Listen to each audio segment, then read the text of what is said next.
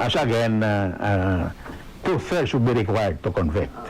So in this particular case, two-thirds, the basis will be 24, not the existing 23. It should be 24. The Senate will need 16 to convict. Okay.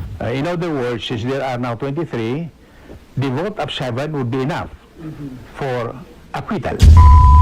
Ito na nga ho ba ang problema ng prosecution ngayong mga panahon na to?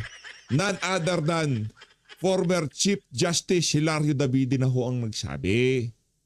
16 ho talaga ang kailangan na boto para ma-impeach ang isang VP. Diba? Maliwanag ho yun. Hindi naman ho siguro maaari na mas magaling itong si Jinky Luistro, Terry Redon, Joel Chua, Tuta Soto, dito kay former Chief Justice Hilario David. Hindi naman ho siguro maaari yun. Kasi kung magaling sila dyan, dapat Chief Justice sila ngayong mga panahon na to. Kaso hindi ho yun ang suma. Oh, dito sa video na to pag-usapan din ho natin. Dito yes show to pasyo, pambihira talaga itong si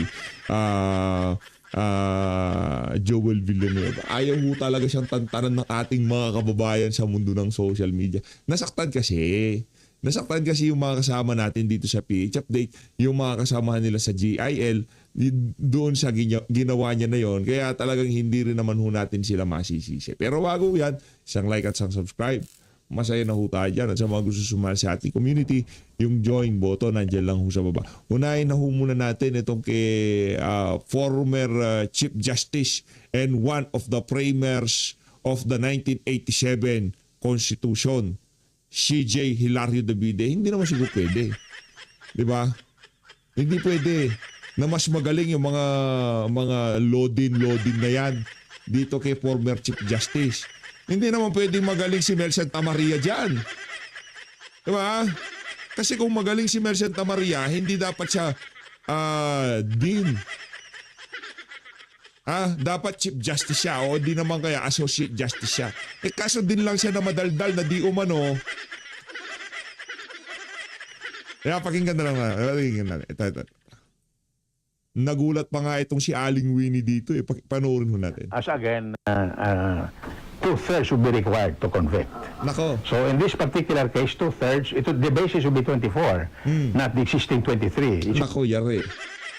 be 24. The Senate Oh, nagulat pa tong si ito si Maring Winnie. Nakabase sa 24, hindi pa rin sa 23. Kahit ngayon kasi 23 sila di ba? Nakakulong yung isa. Yung isa pinaghahanap. So, ibig sabihin, nakabase pa rin tayo sa 24. Yari. will need 16 to convict. Okay. In other words, since there are now 23, the vote of 7 would be enough for acquittal. As Oh. 7 lang. 7 lang ang kailangan sa acquittal. O ngayon, magbilangan tayo. Senator Rodante Marcoleta, Senator Alan Peter Cayetano, Senator Bato de la Rosa, Senator Jingo Estrada, Senator Robin Padilla, isa na lang ang kulang. Senator Alan Peter Cayetano, ay ngayon pala, 6 na ho ito. O, sa 2 bilyar, kahit sino dyan pwede na. Senator Mark Villar, o 7 na ho. Acquit na si BP Sara, tapos na usapan.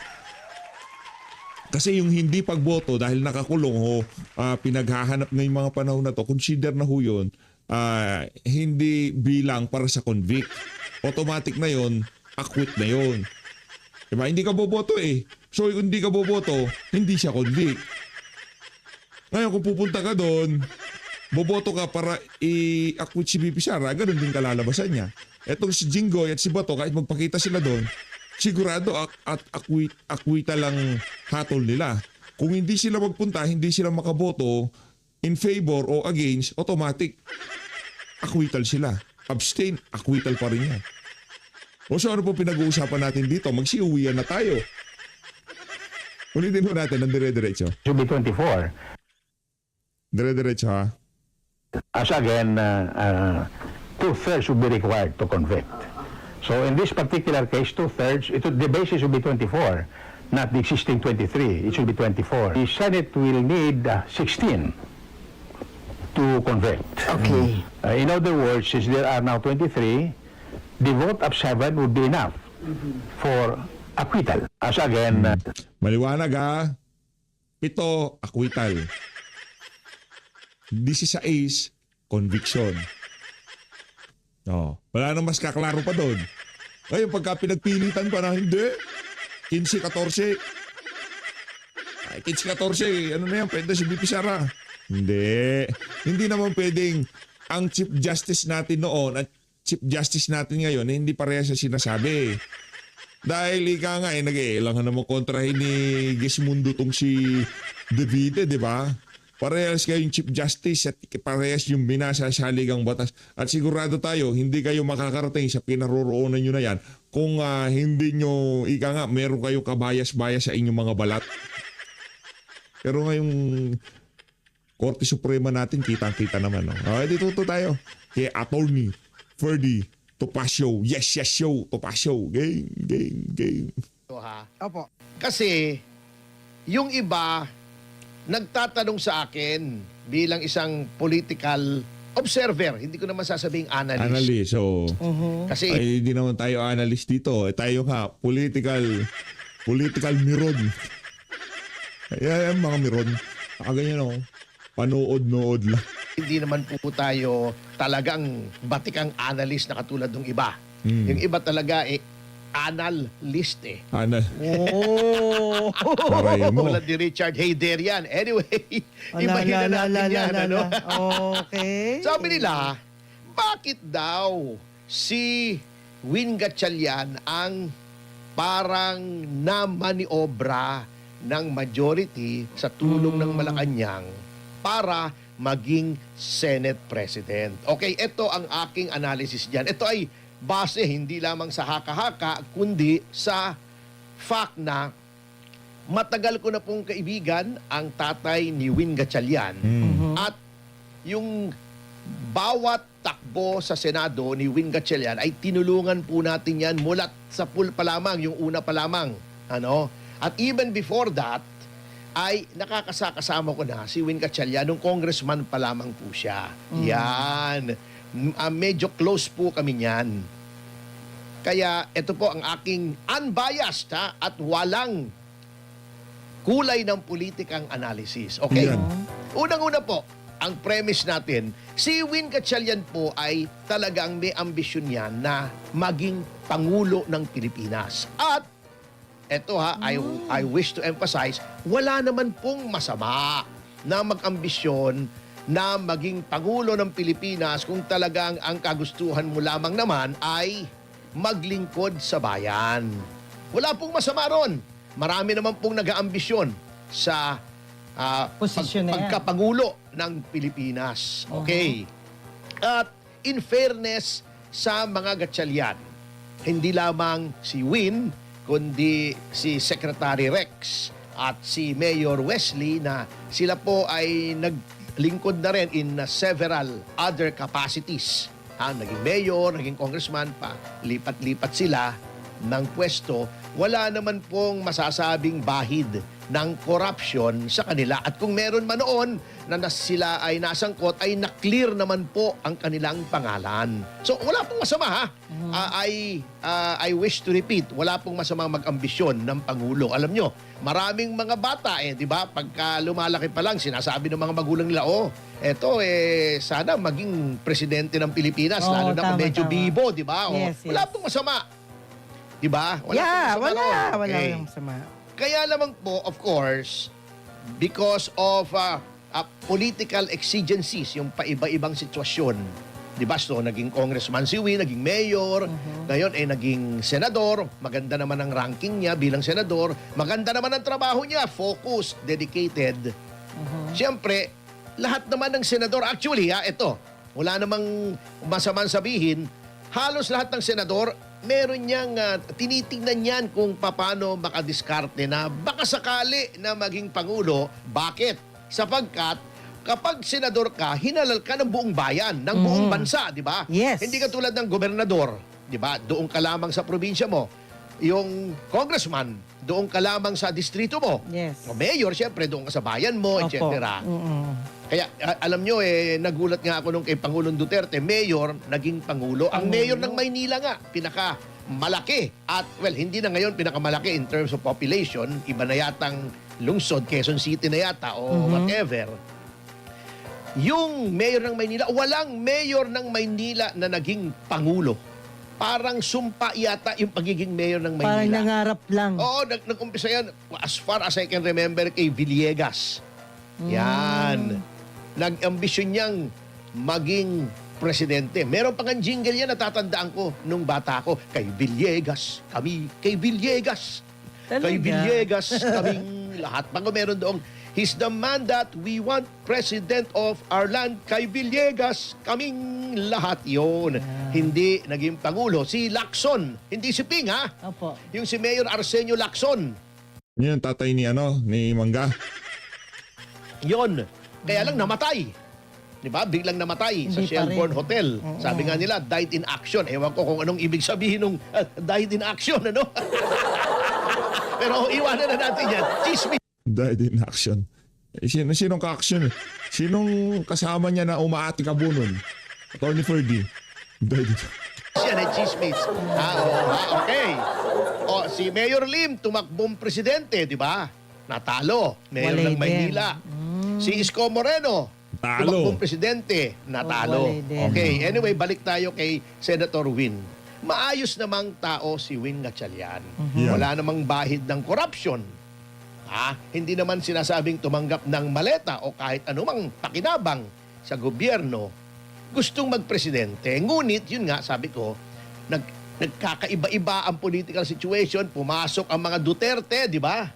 Nag-iba ang equation. Naging Vice President si Sara Duterte na 32 million plus votes. Mas malaki pa sa boto ni Pangulong Marcos Jr. Okay. 'Di ba? Although di ba?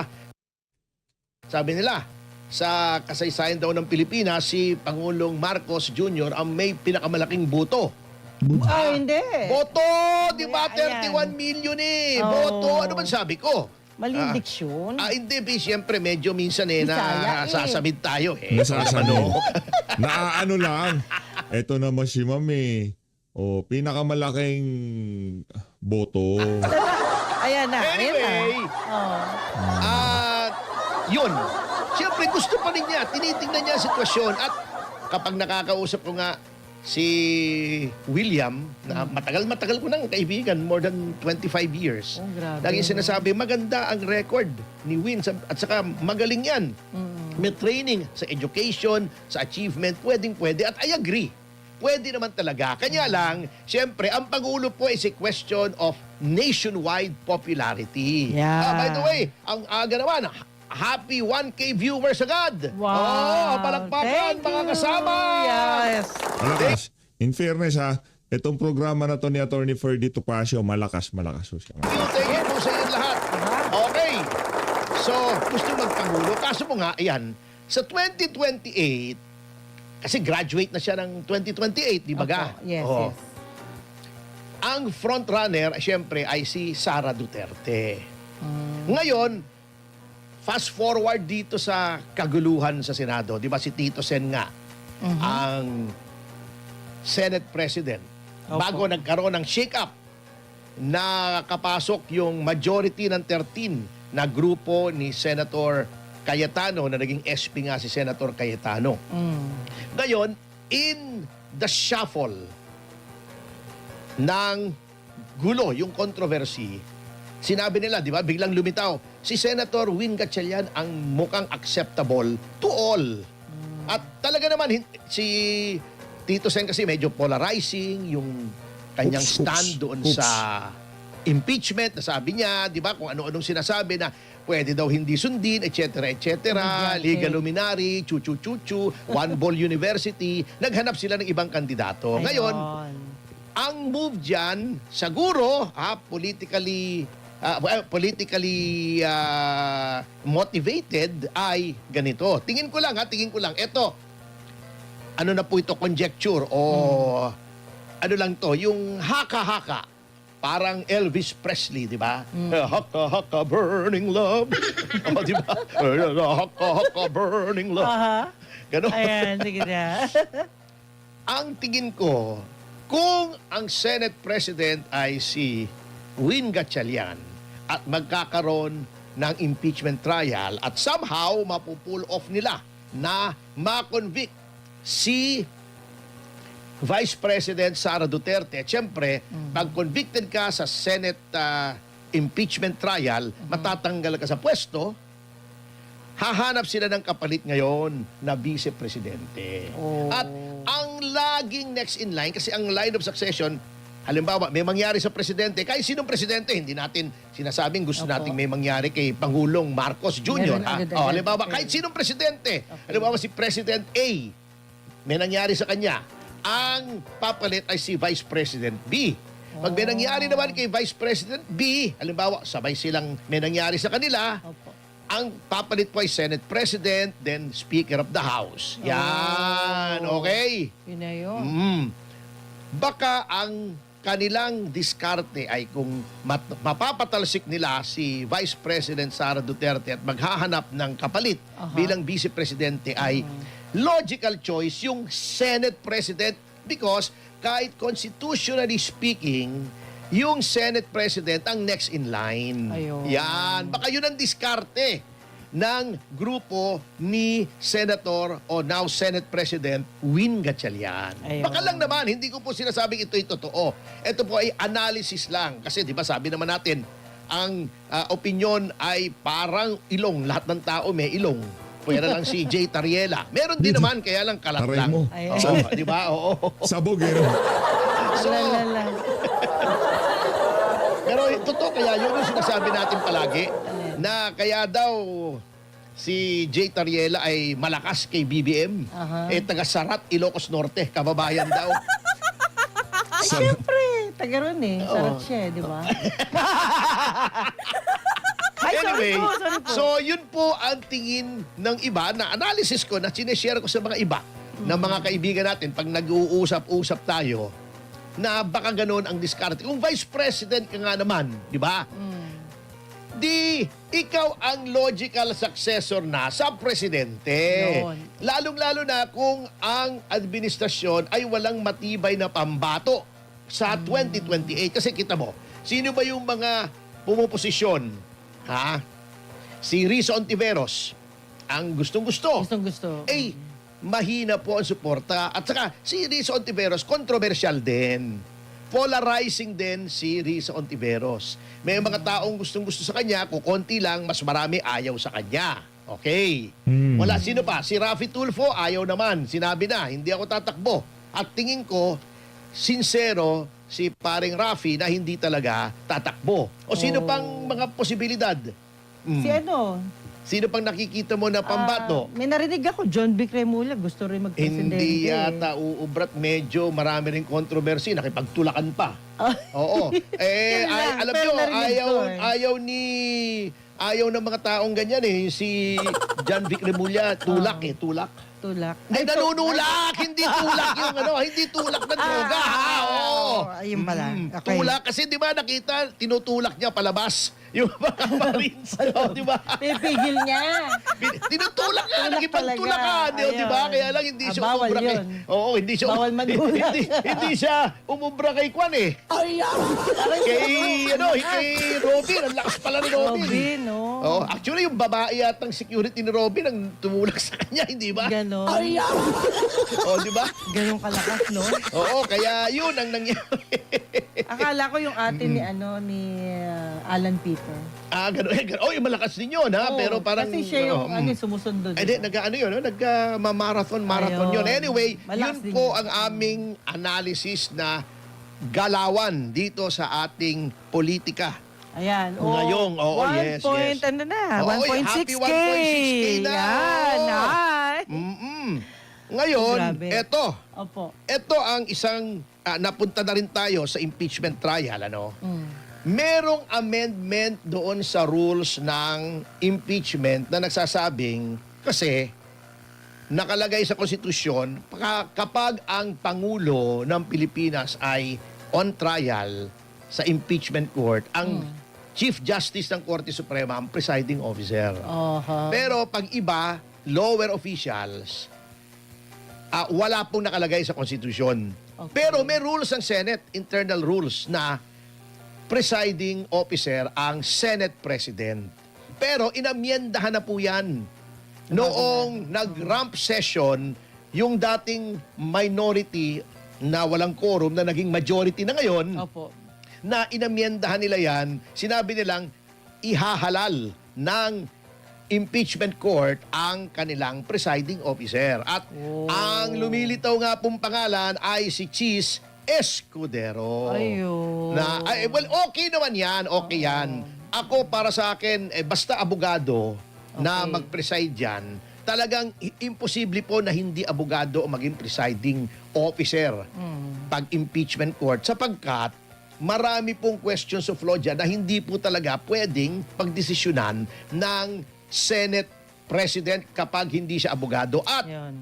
mukhang unconstitutional naman kung kukuha ka katulad ni Senator Kiko Panghilinan na siya daw, nung una, di ba, nung hindi man siya yung nag-shake up, pinipili. siya daw yung impeachment manager para magpayo. Manage. Doon na sa Senate President na noon ay si Tito Soto. Sabi ko, parang unconstitutional. Malabo yun. Dapat ang nagro-rule yung presiding officer based on his or her own knowledge. Oh. Sabi ko, mali yun. At saka, ang pinakamali dyan, si Kiko Panghilinan.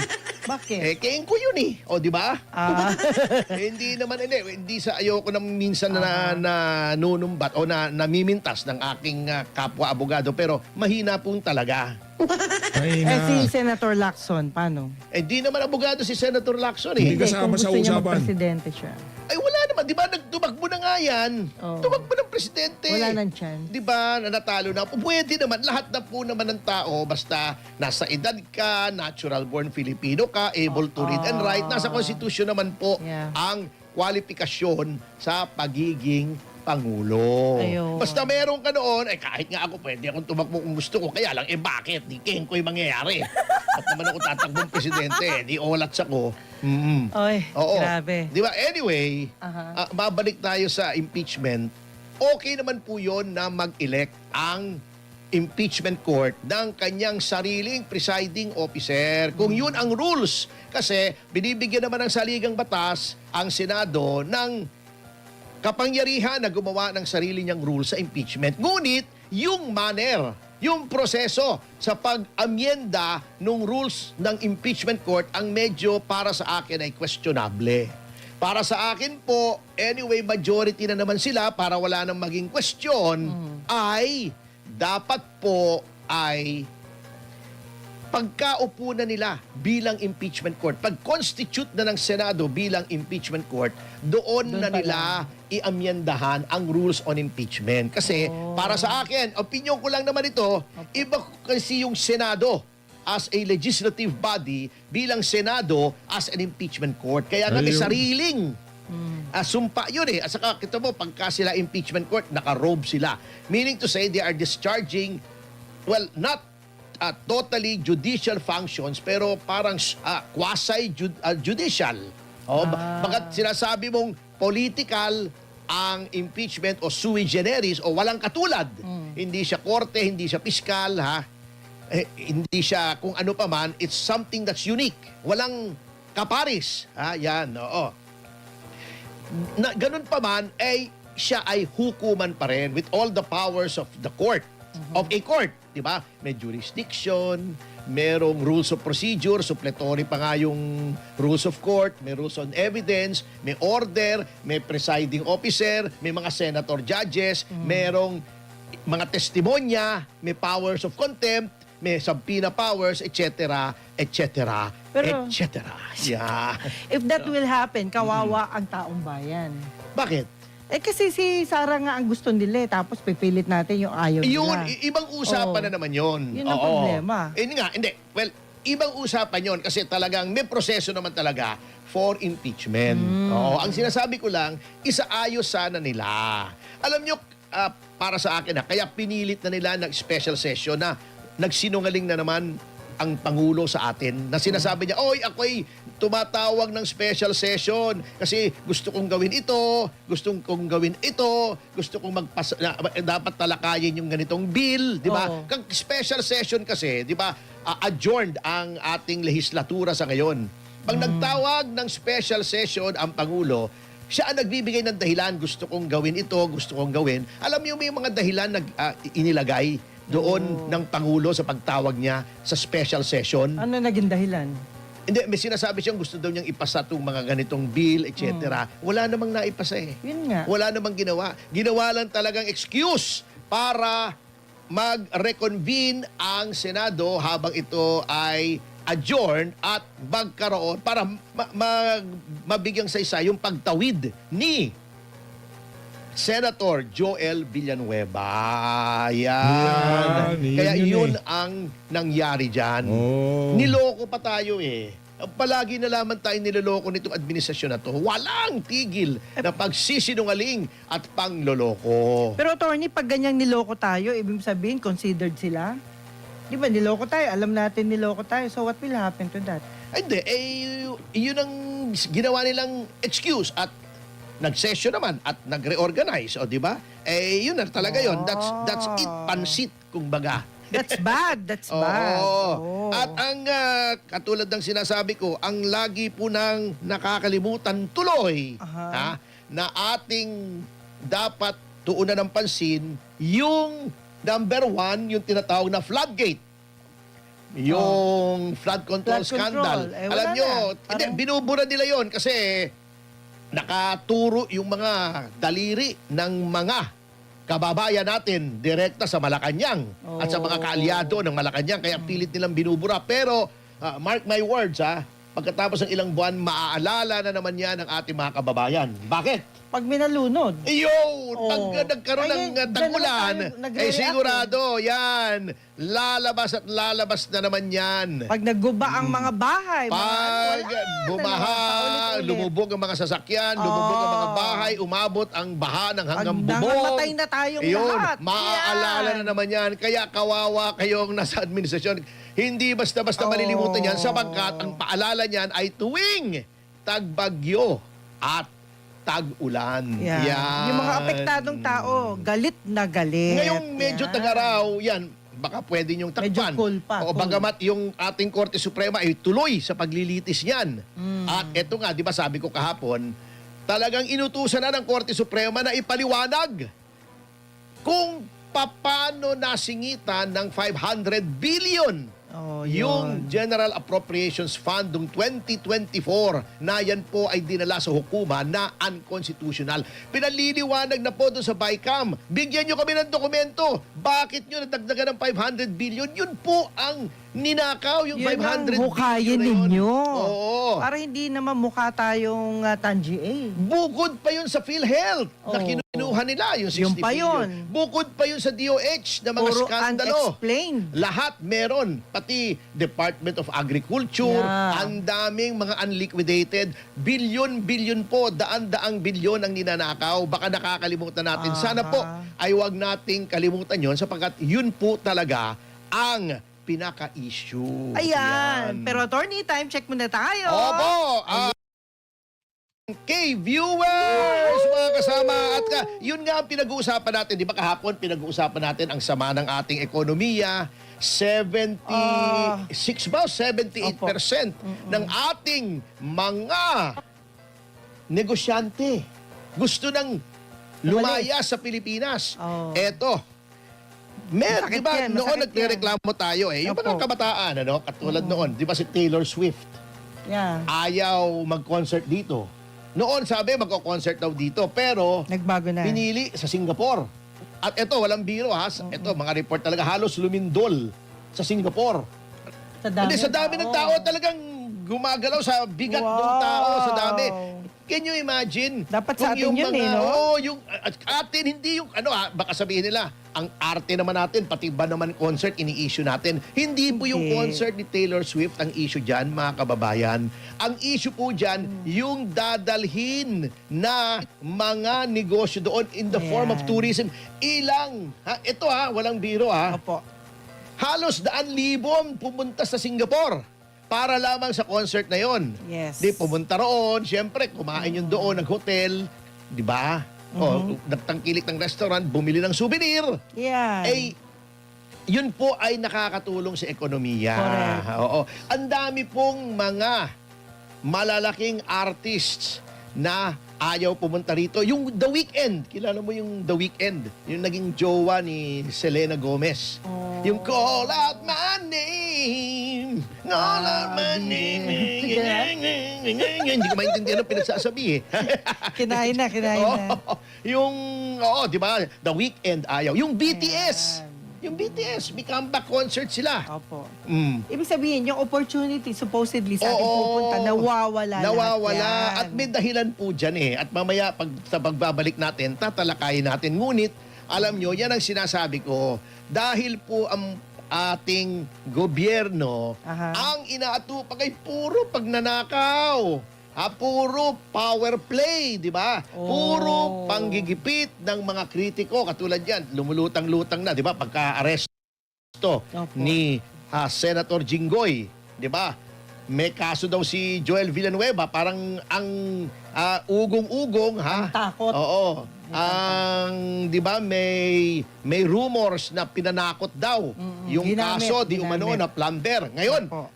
pinaiimbestiga naman. Halatang-halata kasi ang ombudsman lahat ng kalaban ng gobyerno sa Delaying politika. tactic ang tawag. Yung mga Villar, pinag-iimbestiga daw naman sa taxes. Bakit naman ang timing nung nag-aaway sa Senado, saka pinaimbestiga si Marcoleta, pinaimbestiga si Escudero. Yun din ang chismis, di ba?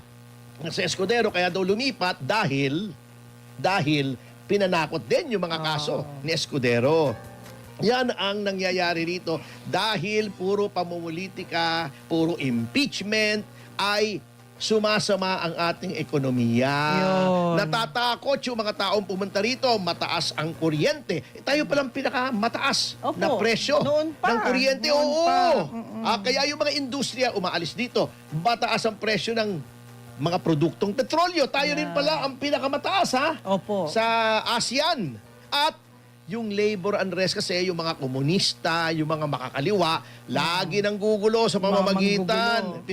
Ini-infiltrate nila yung mga labor unions, yung Kilusang Mayong 1. Lagi Yan. nag-i-strike yan ng walang kapararakan. Sinisira. Yun lang Steel Corporation eh. Bakit nagsara? Dahil sa Kilusang Mayong 1.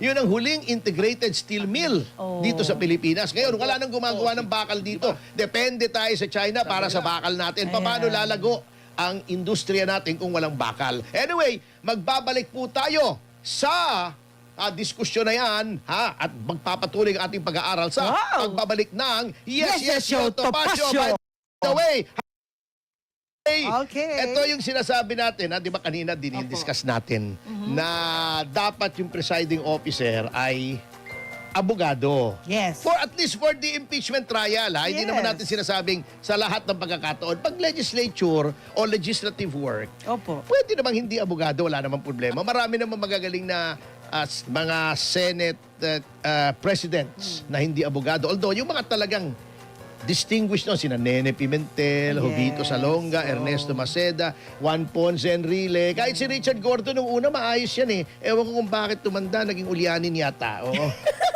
Ano-anong pinagagagawa. Oo na talaga. Kaibigan ko yan eh. Di ba naman ako tinatabla? Amerikano yun eh. Ha? Amerikano, di ba? Hindi, Gordon. Kapag-anak niya si Flash, di ba? Flash Gordon. Ayan. Oo, anyway. Okay. Hindi ko lang talagang makaget over dun sa sinabi ni Richard Gordon sa akin. Ano sabi? Letter pa, hindi ka paniniwala. Sabi ko, kailangan kong makita yung kliyente ko na nakakulong. Kailangan niya humihingi ng legal counsel. Alam mo sabi, hindi na daw kailangan ng abogado kasi mga adults na daw sila. Duh! Wala talagang sabi ko, wala na. Medyo malakas ng Nakalimot ang na, diferensya nito. Malaki na yung pagkaluwag ng tornilyo sa Pero utak. attorney, ano yun? Either dementia. Dalawang klase. Ewan ko pa. Basta, Kengkoy. Yun lang ang aking masasabi. Pag Kengkoy, walang classification yun. Pero pasensya na, yung dating Richard Gordon. Kasi ayaw na ayaw ko sa kanya nung araw. Hindi, ako, kaibigan ko yan. Ewan ko ba't naging ganun. Anyway, iwanan na natin yan. Speaking of abogado, eto ako naman pinanood ko yung special session din. Siyempre, kahit paano, kailangang maging aware po tayo. Yes. Apo. Ito ang diferensya ng isang taong nag-aabogaduhan sa tunay na abogado. Hindi ko naman sinasabi, again hindi ko minamaliit kapag hindi ka abogado kasi kanya-kanyang profesyon. Pero wag sana magmarunong, Ayun lang. Kasi alam nyo, ito natatawa ako doon sa special session. Yakapan pa sila ng yakapan di ba? Oo. Oo. Tsaka ba't kinakausap niya si Senator Marcoleta busy? Aba, hindi ko alam. Anyway, Oo. di ba merong parang nagkaroon ng floor debate sa Senado Opo. between Senator Risa Ontiveros at si Senator Pia Cayetano na isang abogado. Okay. Yung tungkol sa PhilHealth. Kini-question ni Senator Cayetano, Pia tong Oh, yeah, sinasabi yeah. ko. Opo, si ate. Si Ate Senator niya. Risa Opo. na kasi may panukala siya na yun daw mga indigent baka pwede na daw na hindi na pumirma ng promissory note.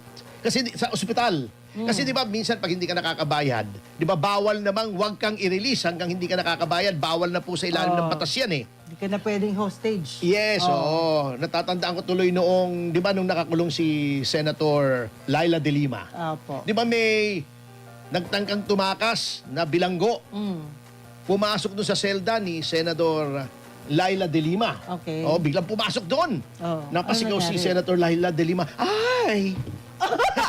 Hindi, anyway, totoo po ito, yun? totoo. Talaga? Pinasok, Google nyo. Di ba, totoo. Tanong mo kay Boss Admar, alam niya yun Hindi, hinostage. Hinostage si Senator de Lima. Ba't ba't gumanon siya? Hindi, siyempre napasigaw siya. Ay, ikaw naman anong gagawin mo? Halimbawa, biglang merong tao na may kutsilyo pumasok sa selda mo. Anong magiging reaction mo? Ay, wag! Oh, di ba? Oh, Grabe naman to si Ma'am ano. Mga kababayan, bibitinin ko kayo kung gusto niyo mapanood ang kabuuan ng talakayan na yan, itong si Atty. Ferdy Topacio at itong si Ma'am Juby. Punta lang ko kayo dyan sa DCR 1026. Bistahin nyo. Ito ho yung Yes Yes Show Topacio noong June 18. Ha? So Luis, maraming salamat po sa pag-support sa page update. Mag-ingat po ang lahat. Mahal natin Pilipinas.